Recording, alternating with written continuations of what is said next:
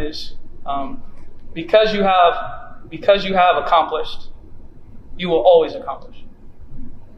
So because you have accomplished, you will always accomplish. The second one is because you have never accomplished, you will never accomplish. Okay? So think about those. Most people in life, most people in our society fall into one of those. Even though they seem like extreme statements, because we're saying always and never, right? And so anytime you say always and never, you think, well, that's the extreme. But most people fall into one of those two categories. They think because they've accomplished, it entitles them to accomplish more. It entitles them to that because they've accomplished. Or they think because I've never accomplished, I'm subject to a life without accomplishment. It might not be a whole life. It might be I'm subject to a career without accomplishment. I'm subject to lack of accomplishment in a subject. Like whatever it is, most people fall into one of those two things. Most people fall into one of those two things.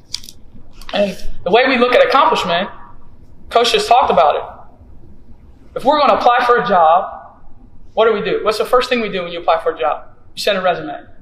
What does the resume say? It says all your accomplishments. So before you even apply for a job, you send them a paper that has everything that you've ever done in your life. Or most of the highlights of the things that you've done, your accomplishments.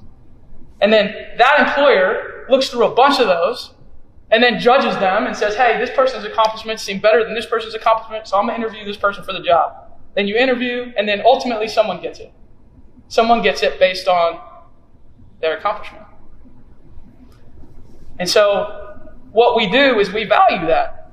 We value that. And I'm not saying this to say that it's bad to value accomplishment. I don't think it is. But we value that because it changes the way we address people. If someone's accomplished something, we'll address them differently. They've accomplished a certain number of degrees, we'll call them a doctor. If they've accomplished a number of championships or a great career, we'll call them a Hall of Famer. Right? Like we value accomplishment. But here's the people you need to be careful of. People you need to be careful of are the people that overvalue accomplishment.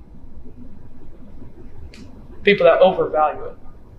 Because it can be overvalued and it's dangerous. It's dangerous. Because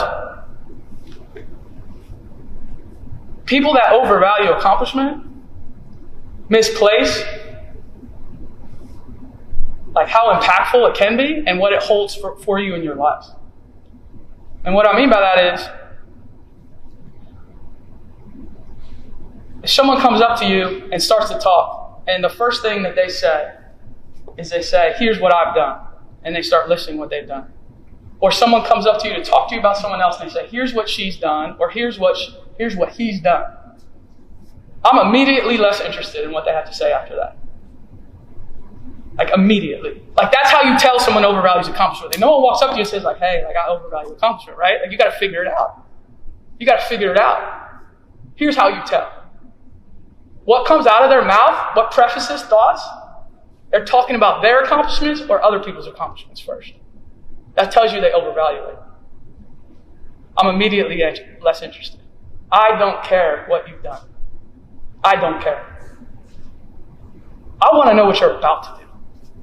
Like, that's what I'm interested in. Like, I want to know what you're about to do. Not what you've done. What are you about to do next? What are you going to do in the next year, the next 5 years, the next 10 years? That's what I'm passionate about knowing. And I want to be around people that are passionate about that. Because what you've done in the past